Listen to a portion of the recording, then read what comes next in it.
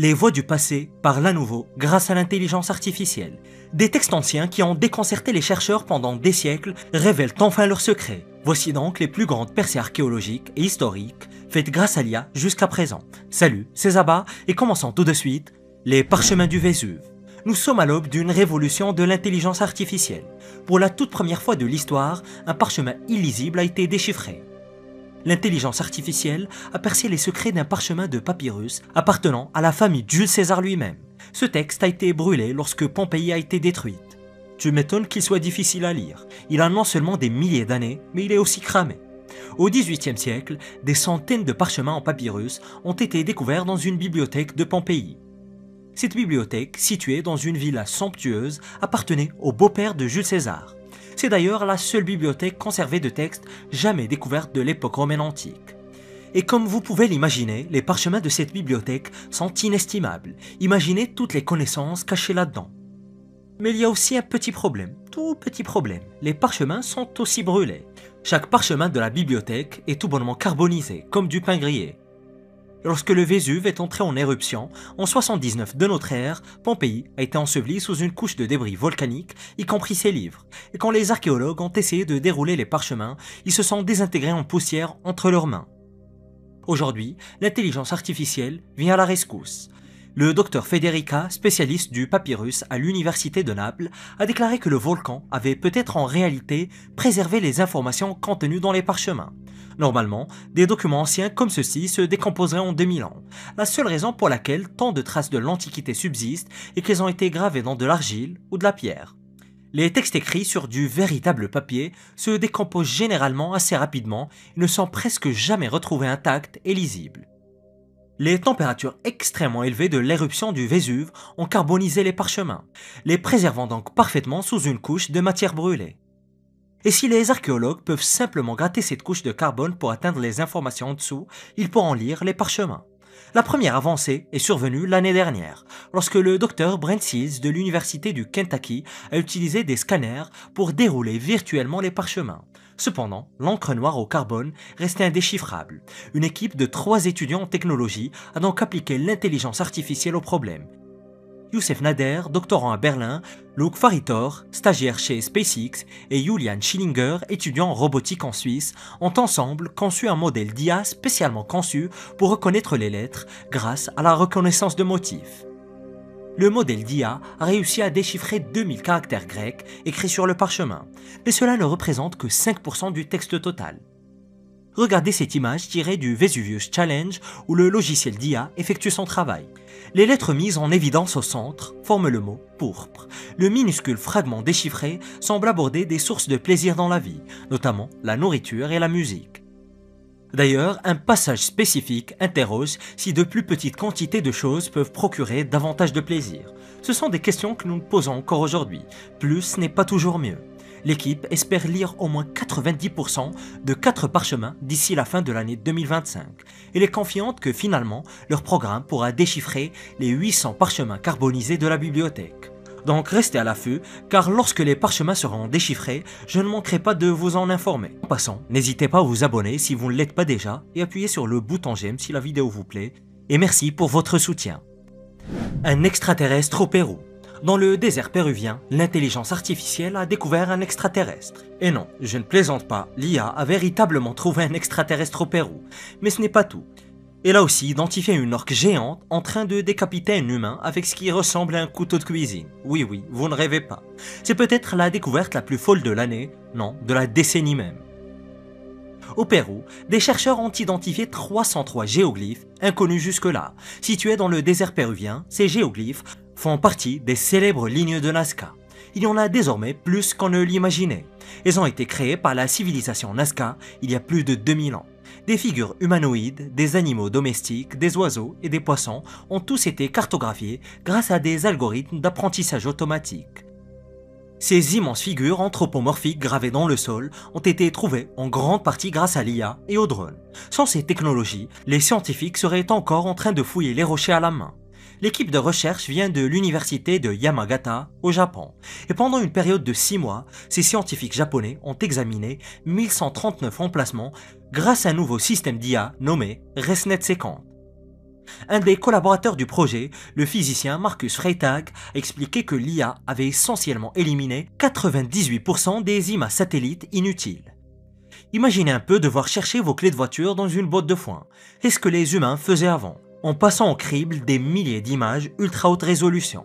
Mais avec l'IA, cela revient à agiter une baguette magique pour faire disparaître 98% de la botte de foin, ne laissant que l'endroit où vos clés se trouvent réellement. De septembre 2022 à février 2023, les chercheurs ont mené une expédition sur le terrain pour confirmer ce que l'IA leur a indiqué. Et effectivement, pas moins de 303 nouveaux géoglyphes ont été authentifiés, ils sont tout simplement spectaculaires. L'un des nouveaux géoglyphes les plus impressionnants est une représentation d'une orque longue de 22 mètres, soit plus grande que les orques réelles. Et ce n'est même pas le plus fou. Selon les interprétations des chercheurs et même pas les miennes, l'orque tient un couteau et semble en train de couper une tête humaine. Oui, c'est bien vrai. Je n'ose même pas imaginer ce que cela pouvait symboliser. Pensez-vous que les Nazca vénéraient une sorte de dieu orque sanguinaire? Qui sait après tout? Les chercheurs ont également identifié des motifs représentant des plantes, des personnes et des animaux de la vie quotidienne, comme des serpents, des singes et des chats. Et la plupart de ces géoglyphes mesurent environ 9 mètres et se trouvent à proximité des anciens chemins. Et puis, il y a l'extraterrestre, ou devrais-je dire les extraterrestres. Les chercheurs ont découvert des représentations de figures humanoïdes qui ressemblent étrangement à des êtres venus d'une autre planète. On pourrait même dire qu'il n'y a presque rien d'humain dans leur apparence.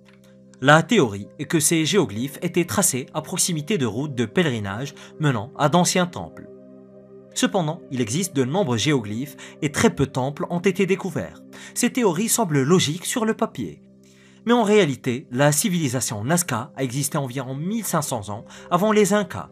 Elle a dominé le désert péruvien autour de 200 avant l'ère commune et a couvert le paysage de glyphes aussi beau qu'intrigant. Mais le plus étrange, c'est qu'on ne peut voir ces glyphes que depuis le ciel. Alors, pour qui ces dessins étaient-ils destinés? Certains chercheurs pensent qu'ils avaient une signification religieuse et qu'ils étaient tracés en hommage à de puissants dieux qui regardaient les Nazca depuis les cieux. Une autre hypothèse suggère que ces glyphes servaient de guides astronomiques comme des calendriers primitifs gravés dans la terre. Enfin, certains pensent que les géoglyphes marquaient des pistes d'atterrissage et de zones de stationnement pour des vaisseaux extraterrestres. Au final, même l'IA ne peut résoudre le mystère de la raison d'être des lignes de Nazca. Cependant, en découvrant de nouvelles figures, elle aide les scientifiques à se rapprocher de la vérité. Je devrais également mentionner que l'IA a identifié 500 autres figures et qui n'ont pas encore été confirmées par les scientifiques. Les os oraculaires. Avez-vous déjà consulté quelqu'un pour qu'il vous prédise l'avenir? L'intelligence artificielle a été utilisée pour étudier les os oraculaires chinois, qui étaient des ossements utilisés pour prédire l'avenir il y a 3000 ans déjà. Je parie que les anciens oracles n'avaient pas imaginé que leurs précieux ossements magiques seraient un jour analysés par des robots hyper intelligents. Les os oraculaires étaient utilisés dans l'art original de la pyromancie. Dans les jeux vidéo modernes, un pyromancien est un magicien qui manipule des sorts de flammes. Cependant, à la fin de la période Shang, en Chine, vers 1250 avant Jésus-Christ, la pyromancie était une véritable forme de divination. Les pyromanciens utilisaient soit des ossements d'animaux, en particulier des omoplates de bœuf, soit des plastrons de tortues pour entrevoir l'avenir. Ils n'avaient pas de boule de cristal, alors ils gravaient leurs questions aux dieux sur des ossements. Le pyromancien oraculaire pouvait poser toutes sortes de questions. Par exemple, si vous faisiez partie de la famille royale et vouliez savoir si vous deviez agir contre un rival politique, vous consultiez tout simplement un de ces devins. Et si vous étiez capitaine militaire, vous pouviez visiter un pyromancien avant de partir au combat pour vous assurer que votre stratégie fonctionnerait. Une fois la question inscrite sur l'os oraculaire, l'os était exposé à une chaleur intense, en étant rôti au-dessus du feu jusqu'à ce qu'il commence à se fissurer. Ensuite, le pyromancien interprétait le motif des fissures pour élaborer sa vision de l'avenir. Et je me permets de reposer la question, avez-vous déjà fait lire votre avenir et s'est-il réalisé? Et surtout, est-ce que des tortues ont-elles été blessées au cours de cette séance? Des scientifiques de Chine et d'Angleterre se sont investis à fond pour analyser ces anciens os oraculaires vieux de 3000 ans. Mais honnêtement, tout cela était un peu étrange. C'est ce genre d'études qui vous font vous demander pourquoi. Ils cherchaient à déterminer si les personnes qui écrivaient sur ces ossements étaient tout bonnement droitières ou gauchères. Il faut savoir qu'il existe de nombreux os oraculaires dispersés dans le monde. Au moins 13 000 d'entre eux ont été découverts rien qu'en Chine. avec un total de plus de 130 000 inscriptions. L'équipe de scientifiques a étudié des copies numériques de ces ossements oraculaires et a utilisé l'IA pour identifier des motifs qui seraient autrement très difficiles à analyser manuellement. Souvent, il faut environ 1000 caractères pour estimer si quelqu'un écrivait de la main droite ou de la main gauche, mais l'IA pouvait le faire presque instantanément. Avec l'algorithme préparé, les scientifiques ont commencé à alimenter le programme d'IA avec des données. L'IA a scanné des images des anciens ossements oraculaires et a déterminé quelle main dominante avait été utilisée pour écrire dessus. Et je parie que vous avez déjà deviné le résultat de cette étude. Eh bien oui, l'IA a conclu que la plupart des anciens oracles chinois étaient droitiers. Et même si les résultats de l'étude n'ont surpris personne, cela reste une preuve de concept très intéressante. Les scientifiques ont démontré comment l'IA change véritablement l'archéologie. Rénover le passé. Une technologie de pointe peut-elle insuffler une nouvelle vie à un navire de guerre vieux de 250 ans? Le plus ancien navire de guerre encore en service au monde est préservé grâce à la technologie de l'IA. Ce navire est plus vieux que les États-Unis eux-mêmes. Ce n'est même pas une blague. C'est un musée flottant et on utilise l'IA pour le maintenir en parfait état. Et voici l'incroyable histoire du HMS Victory. Le HMS Victory est surtout connu pour le rôle qu'il a joué dans une bataille navale épique il y a plus de 200 ans. Il est un véritable symbole de l'histoire navale britannique. Quand on pense à l'Angleterre du début du 19e siècle, en tant que plus grand empire maritime de l'histoire, le HMS Victory incarne parfaitement cette vision. Mis en service en 1759, le HMS Victory devait devenir le plus grand navire de guerre de son époque.